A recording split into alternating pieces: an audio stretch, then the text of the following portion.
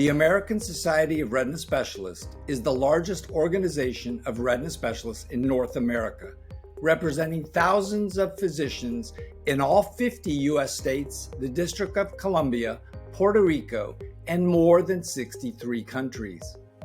Its size and influence have grown exponentially since its founding in 1982, making it a powerful national advocate and primary source of clinical and scientific information, along with education for its members. It does, in fact, represent all things retina. Today, you'll meet three extraordinary men, Jerald Bovino, Levit and Allen Verne, lifelong friends and leading retina specialists who, in the early days of their careers, set out to create an open, inclusive, egalitarian organization to serve the ongoing professional, educational, and social needs of all fellowship-trained retina specialists. Through their sheer determination, courage, and initiative, the Vitreous Society, later renamed the American Society of Retina Specialists, was born. Welcome. You are the gentleman that made that happen.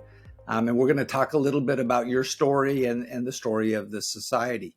So, Dr. Bovino, could you take us through your sort of approach to involvement in medicine and then ophthalmology and then retina? Sure. So I always wanted to be a physician. It was my dream since I was a little boy. I loved everything about the idea of helping people. And I wound up going to college and majoring in biology. And then when I finished college, applied to medical school and went to Buffalo, where they gave me a scholarship. They were very nice. And then I went on to do an internship in internal medicine at Mount Sinai Hospital. And then I did 2 years in the public health service, as I like to say, taking care of gonorrhea in merchant semen, which is a very busy job at the time. And I applied for ophthalmology residencies. They were very difficult to get at the time, and I wasn't accepted. But I knew Alan was a resident at St. Luke's, Columbia, and Alan said that his program was expanding, so he told me about his chairman. He told his chairman, Jerry's a good guy, and they got me an interview. And I said, is there anything I should know? He said, the chairman is a sailor. He's a big sailor. So I walked into the interview and I talked about jibing and tacking and jibs, and I was accepted. Dr. Levit. Mine's a little different. I actually had always wanted to be a dentist. I had a family dentist that I looked up to and went to college and pursued that goal. And I ended up at Northwestern in Chicago in dental school. And serendipitously, the medical school taught most of the first year courses in dental school and threw a lot of medicine into it. And quite honestly, when later on we got into carving teeth out of chalk and learning about the tensile strength of wire, I said, let me think about this. And it turned out that I had to totally reapply to get into med school. So I dropped out, did reapply, got accepted to the University of Texas Medical School in Galveston. And the rest is history in a way. My last elective and my last year was ophthalmology. And that piqued an interest. And it stayed there. And after my internship, in which I met somebody who knew the head of the program at St. Luke's, at the residency program in New York, put in a good word. I interviewed while I was in the military in California at Camp Pendleton. I was a good Marine and got accepted, came to New York, and did my residency, did my fellowship in New York at Mount Sinai, and went into practice in El Paso, Texas. Amazing. Okay, Dr. Verne, tell us your story. And then tell us how you guys all come together, which your lives seem so intertwined. That's all true.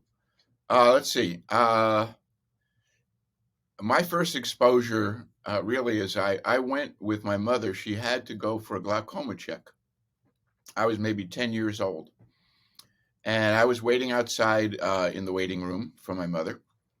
And she came out and she said, "Boy, that's a really good specialty. You might want to think about that."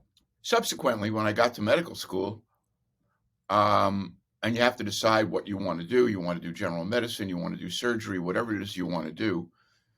I went to the various specialists, the surgeons, the generalists, the OBGYN, the pediatricians, and asked them, did they like what they did? And they all loved what they did. But there was always a but. And I went to the ophthalmologist because I had a little bit of previous exposure. And the ophthalmologist said, "I love what I do, and there's no buts." I subsequently went back. I went back to the pediatricians and the gynecologists and so on and said, "What do you think of ophthalmology?" They said, "Great specialty. I wish I would have done it." I said, that says something. So I ended up, doing my internship, and I applied for a residency. I had met my wife, Barbara, through, and that's how I met Jerry, actually, originally. They had gone, my wife is also a physician, and they had gone to medical school together. So she wanted me to meet Jerry, who was a close friend. I went to St. Luke's, and then obviously Jerry got into St. Luke's, as a result of my association. And then Roy was a resident a year ahead of me. And I met him right after my first year, at the beginning of my first year. He actually met my sister first, and he can tell you that story, but he met her when he was taking the basic science course at Stanford, and he met my sister at Tiburon, where she was mooching off his lunch. We were having lunch in Tiburon, and the salads came out, and this woman sitting behind me leaned over and said, "Excuse me, is that salad any good?" And I said, "Here, try it." And I handed it to her. And then a conversation started, and she asked me, "What do you do? Where do you live?" And I said, "I live in New York right now. I'm doing a residency." She said, "In what?" I said, "Ophthalmology." She says, "Oh, my brother is starting a residency in ophthalmology." And I said, "Where?" And she said, "St. Luke's." And I said, "I haven't met him, but I've met you." You're all in retina. You all know each other.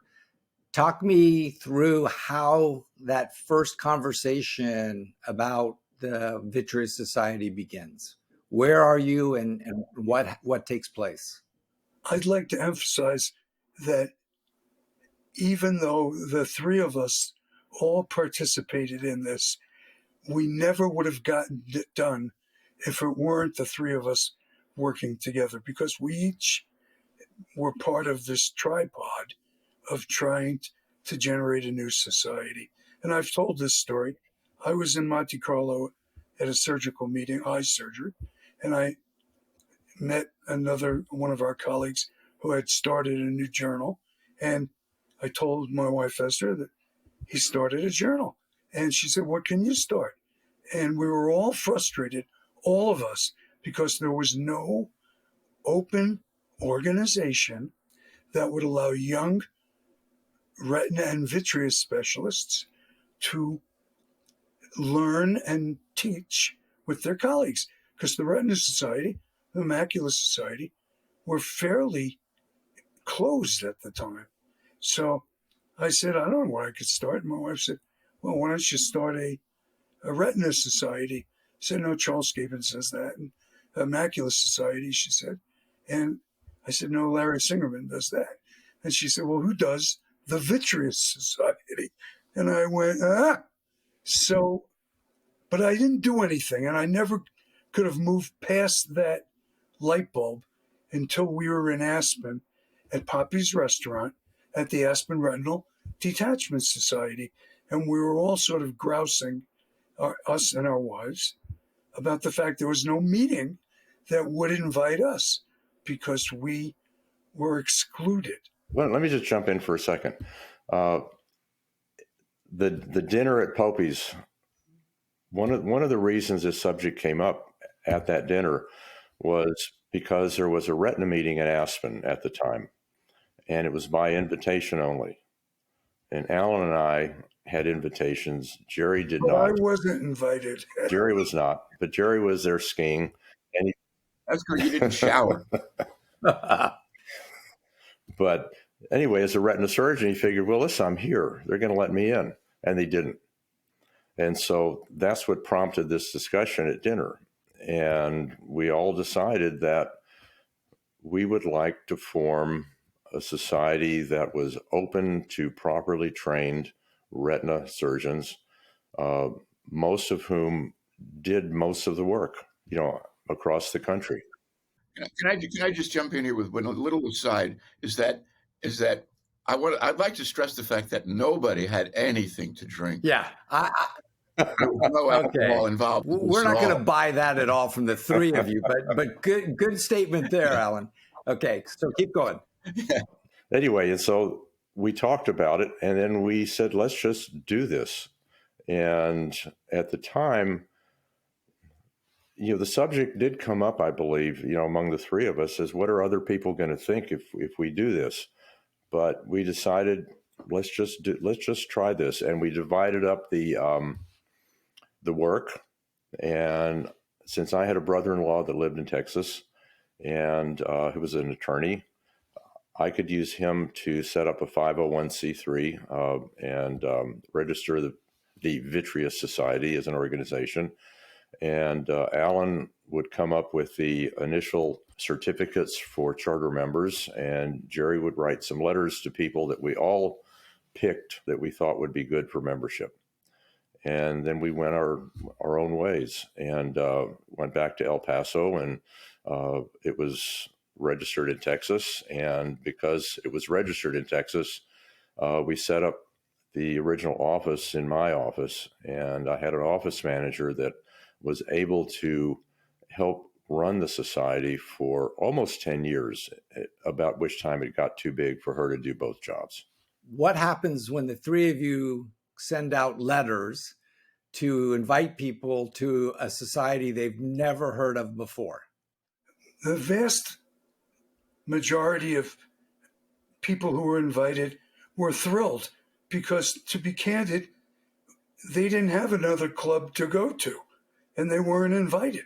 So all of a sudden, they thought this was fabulous. There were some people who we invited respectfully, elders, professors in the profession, who were not thrilled about it, and they didn't think that we had the permission to start a new organization. And Roy can tell you about that because he was in the lens of that attack. I remember one time I received a call from a very prominent head of one of the big programs in the country. I was told in no uncertain terms that if we went through with this, that we would be buried. And my comment was, I'm sorry you feel this way, but we're still going to go ahead with this. We feel it's a good idea. And anytime you feel you want to, you're still welcome to join. So what was it like for Dr. Markimer to call you like that? How did I feel about that? I was concerned, but I felt confident that we were doing the right thing. We wanted an inclusive organization that would be run by its members for the benefit of patients around the world. And we thought that was a good thing. So we weren't intimidated that other people might not like the idea. We thought it was a great thing for the patients, and that ultimately is what we were doing. When you look back, guys, who do you think were your early supporters that allowed this to continue as well as it did? Steve Charles, for sure. Most people don't know that Steve Charles is one of the most impressive people we all know in our specialty, and he's brilliant. Okay, Steve Charles called me when he got the first letters that I sent out were to Steve Charles and Robert Markimer, asking them to think of serving as our two first presidents. Dr. Markimer didn't have any interest, but to his credit, years later, I met him for breakfast, And he apologized to me, and he said, you and Alan and Roy were right. I missed it. And he thanked us for the society. But Steve, from the first day, said, this is a great idea. We have a lot of people who want to be in an organization. And most of our members, our younger members, don't know that Steve in the early days had a hard time getting into the Retina Society because he was perceived to be the new guy on the block, even though he was inventing instruments, doing incredible things. He said, this is what we need. So I think Steve is right up there in the loop. Sandy Grizzard. Nick Zakoff was very helpful in doing bylaws. The first day the letters went out, Nick called me and he said, I didn't get a letter. And we just made a mistake. And I said, well, Nick, you're just the kind of guy we want because you're a worker. And I sent him a letter and a certificate. And the next thing you know, he's drawing up bylaws. And we've had a lot of people. I can't mention them all. The three of you essentially were the first three presidents, which gave you that kind of oversight for the first 3 years of the society.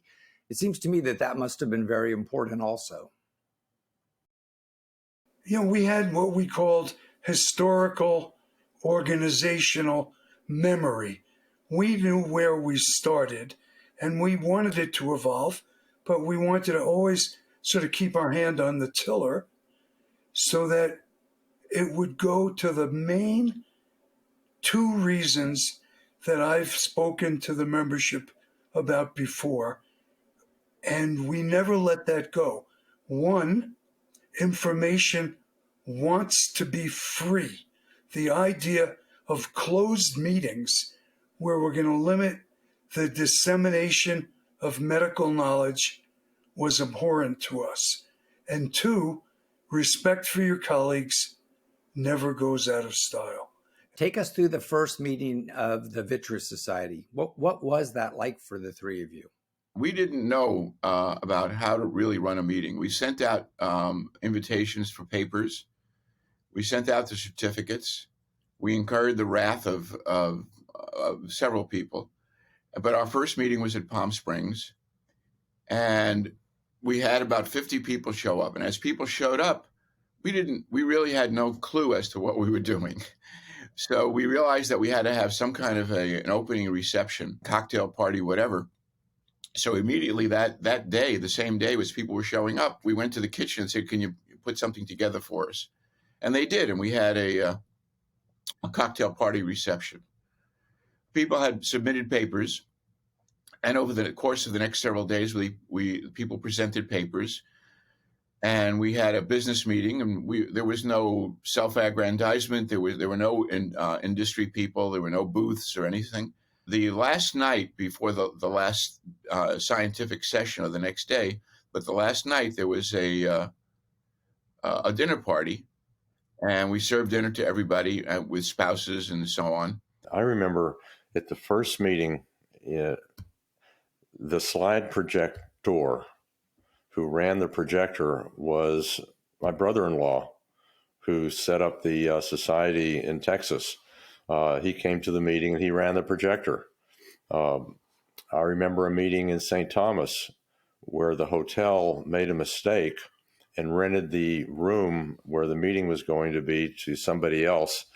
And we had to scramble, and we found an outdoor venue that we hung sheets from to isolate it from everything else. And we set up the slide projector, and we had our meeting surrounded by sheets in St. Thomas. You know, you adapt to the situation. I remember the first meeting we had a visual audiographer, photographer who actually showed the slides. There were one or two speakers, and then Steve Charles got up. And Steve is talking a mile a minute, right? And he's going on about new things. We couldn't even process how smart he was. And he'd talk about pneumo-hydraulic reattachment and internal drainage and creating retinotomies.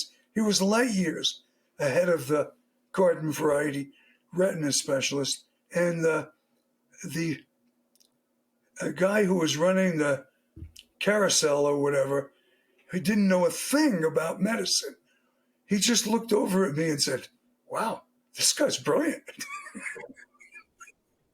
One of the things that we talked about and implemented in the first meeting was instead of having a day-long meeting, we were going to have a meeting last half a day and have the afternoon open for everybody to spend time at the pool or wherever to meet each other and to talk, and not necessarily talk strictly medicine, but talk about how you run a practice, how you some of the things that you have come up with that make your practice work better than it had in the past.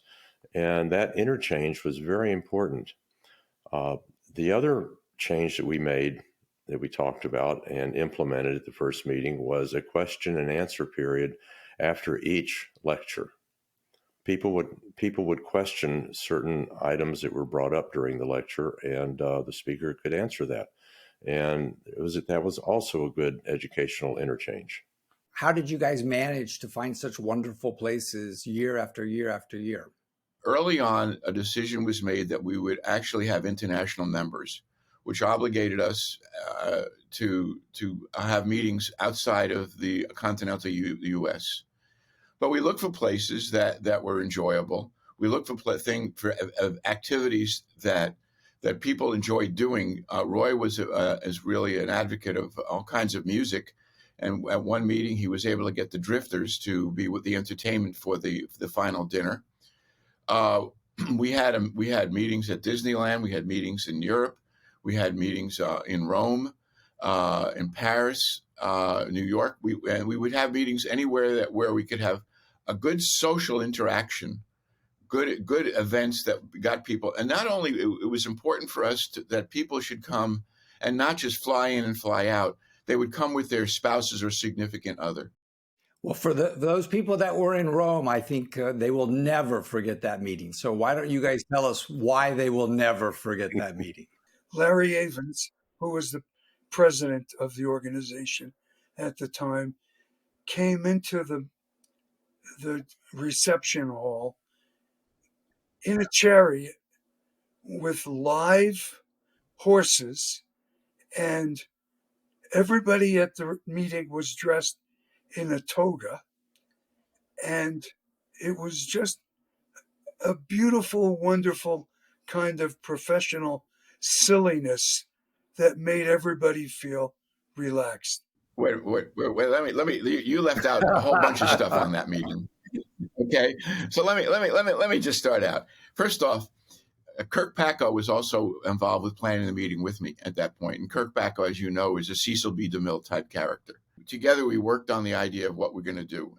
And the hotel presents packages, and this was at the Cavalieri Hilton that sits on the top of a hill overlooking all of Rome. And when you checked in, spouses and the attendees got a toga. It was part of your registration fee. It was all included.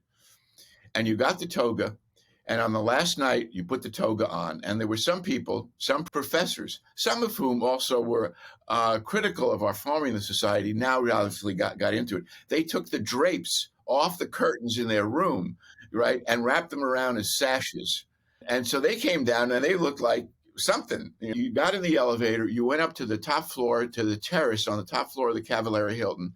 As you exited the elevator and walked into the terrace, you had Roman centurions with these big, long trumpets trumpeting you on to the terrace, announcing your arrival. You looked out over the entire city of Rome. Everybody's in togas, and immediately you were back, at 300 BC, because that's what it felt like. One of the things I also remember from that meeting, from a scientific standpoint, is that I believe it was the first time anything like this had ever been done. There was one of the members who was in the operating room at Hopkins in the States, and here we are in Rome, and through the microscope, you could see his operative procedure. And you could ask questions in real time from the audience in Rome why he made that particular move, why he went to cut this membrane before that one. And it was like you were in the operating room. And it was, in my mind, just a wonderful use of existing technology that was in a phase of development, which has gone a lot farther by now, for sure. But it was the first time that had ever been done. You mentioned Kirk Packo helping with this meeting. I think many of us also think of Kirk as playing a major role for ASRS. How did you find the people that you did? Because you have chosen amazing people to assist in leading the society going forward. It's an interesting question. Kirk, of course, he's the star on the top of the pyramid as far as his incredible intellect and abilities. The truth of it is, we have so many amazingly talented members who you would have never heard about if they didn't have a venue like the Vitreous Society, ASRS, because we were forbidden to join the other societies at the time. So our members are incredible. We didn't make them incredible. All we did was give them stage to display their talents, and they did. And also at a time when many of the societies were really male only. Tell us how inclusion existed for ASRS going forward. Several of us are married to physicians. And it was Sandy Grizzard who was married to a physician at the time and said, we need to have female members of the society, because if we don't, my wife would kill me. That's basically what happened. And it's true. I mean, of course, now as women are 50% of the medical schools, and certainly I don't know what the percentage of women in ophthalmology is at this moment, but it's certainly a lot higher than it was when we started. I think that's kind of how it was. It was that was a big thing, because the Retina and Macular Societies didn't have any women, and also international members was a big thing for us at that time, and that was innovative. What was it like when the three of you guys look back and start to see the society changing, growing, expanding? We brought in people who had different ideas, and that was difficult at points for us to accept that their ideas were frequently better than ours, but they were frequently better. And once again, we have to give Kirk Packo a lot of credit, because when he wanted to promote something, an example being the evolution of the change from the Vitreous Society to the ASRS, he was very beautifully spoken. I remember I had some debate with Kirk at one of the board meetings, and I didn't like the title, the American Society of Retina Specialists, because we were already a well-formed international organization. And Kirk said, yeah, but everybody likes American things. I said, okay. What were some of the other major changes that you guys saw through the last almost 5 decades? Initially, we did not want to have people from industry with booths and salesmanship and all that, because we didn't want to be beholden to people who had other agendas than ours. Over the course of time, we'd have, I wouldn't say knockdown, drag-out fights about having booths and people from industry there. But over the course of time, that turned out to be a real positive. That was a huge change. That, to me, was probably one of the biggest things that enabled us to move forward even further. And it gave us, quite honestly, the funds to do some of the things that we now do, not just entertainment-wise, but to do things for our profession. I remember with David Williams as the president putting together a strategic plan and looking for a change in the infrastructure of the society for our societal staff. So can you tell me what that was like to watch and what impact you think that made? As we grew, the offices moved from Roy's office to mine, and my office manager took over things. And she was managing it for quite a while, but the society kept growing. And then we got somebody who was even more full-time. And then David took over, and he got somebody and they moved the offices to Chicago. We were farming out things to like meeting planning and organizational stuff and, all the things that you need to have to run a society. And David brought those in-house, and Jill Blim brought more things in-house, and it made things more efficient, and the society could do more for the docs involved as well as for the patients. And then I guess the foundation came up, and then Roy, I guess you were the first president of the foundation, right? Is that correct? Right. I can't remember. Right. We felt that it would be a good idea to have a foundation, and we came up with the idea of helping the members educate their patients and have the foundation be the backbone of this. And we raised some funds from industry. Jerry was very helpful with that. I'll tell you just a quick little story. We were meeting with one of the companies, and they said, "Yes, we will give you $25,000." And Jerry stood up and he said, "I want you to stand up and look under your chair.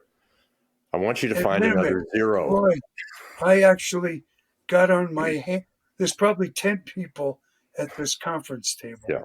I got on my hands and knees under the table like someone searching for a contact lens. And I'm going around wildly looking, and everybody's saying, "What are you looking for?" And I said, "We lost a zero." "You lost a zero?" "Yeah, what is this $25,000? We want $250,000 for the foundation."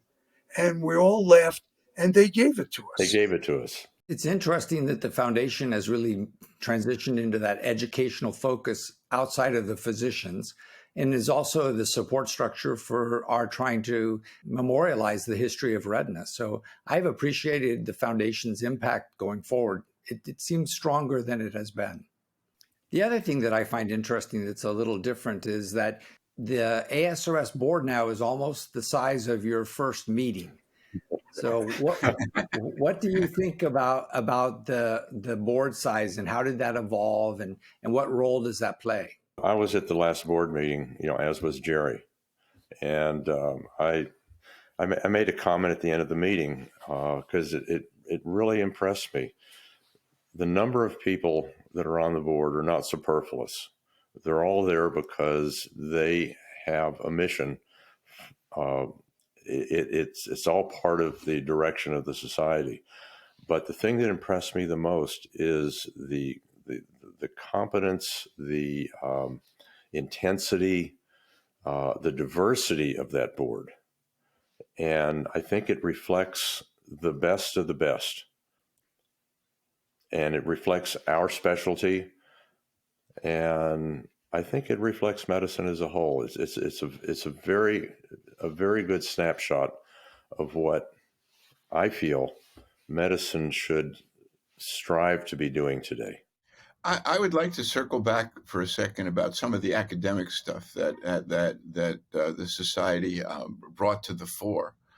And probably the first big thing that I remember, other than the general stuff that people talk about and present papers about, one was, and he doesn't get much credit for this, is a fellow named Art Willis. He was the one that presented, the first to describe the closure of macula hole with vitrectomy. He never really pursued that further, and then obviously it was the guys in Sacramento that really did it. Rob Wendell and Neil Kelly. That was a big eye opener for not just our society, but for the whole field of ophthalmology. Because when Kelly and Wendell presented their paper, the professors, and they presented at the AAO, when it was presented, the big professor says, "No, this can't be true. It can't be true," because it was the general philosophy was macula holes. That's it. You're finished. You can't treat it.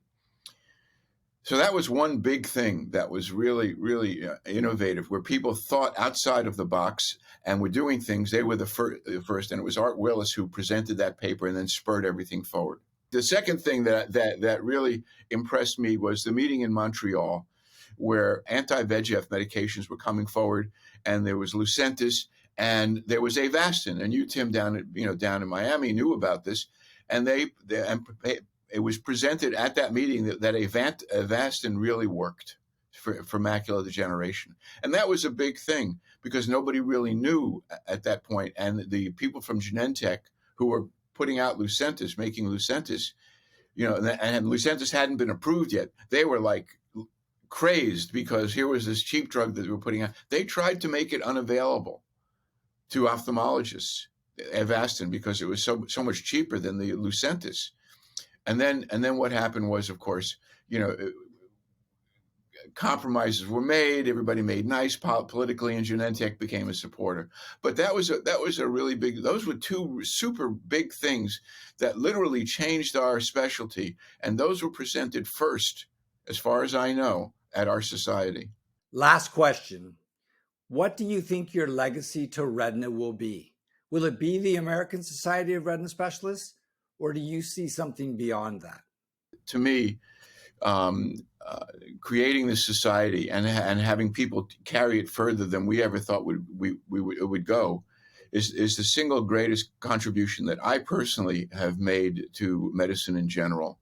Because in the military, they talk about force multipliers. We've been able, or in the Peace Corps, they talk about, you can feed somebody, give somebody a fish, you feed them for a day, you teach them to fish, you feed them for a lifetime.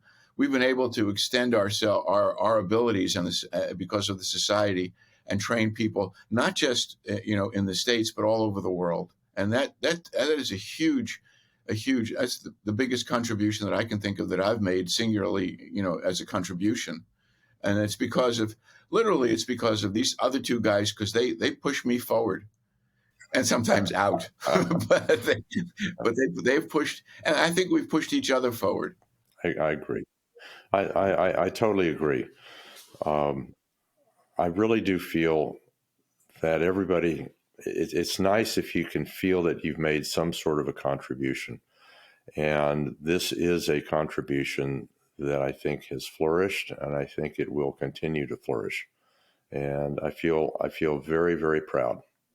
Other than raising our children to be mature, successful adults, which is more than the three of us can say about ourselves, we're more proud of this organization than anything we've ever done in our lives.